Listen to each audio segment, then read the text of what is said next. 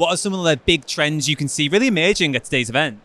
Well, for us, this is the first time being here. So I would guess we're kind of part of the trend. But one of the big things we see is supply chain management in terms of software, importance of open source, kind of like 90% of people rely on open source for their software, and the supply chain of open source is a bit of a complex beast. And the second trend I would say is cloud native and how to move things into containers and security of containers. A lot of the cyber attacks we're seeing now are on the supply chain. It's very much like third-party providers that are getting hit, and that's where the breach is happening. How does Canonical really help organizations secure that supply chain?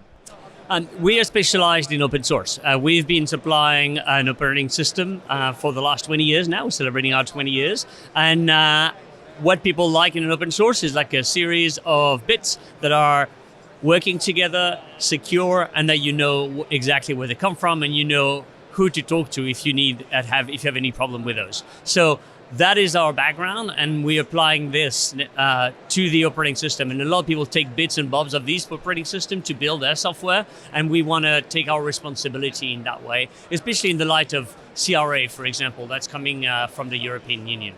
One big trend that we're seeing across the cybersecurity space really is AI. How is AI really impacting cybersecurity, and is Canonical embracing AI to really solve this challenge? We're working with NVIDIA to actually make sure that you get the best performance out of your GPUs on our operating system. And so we're a little bit like in the background on every single model that is being run out there, being trained out there. There's a bit of us. Do you have any sort of cybersecurity hot takes about the state of cybersecurity and the way organizations can protect themselves? Patching your open source, I think, is probably the big thing that's underlying the show. For the latest tech insights, visit em360tech.com.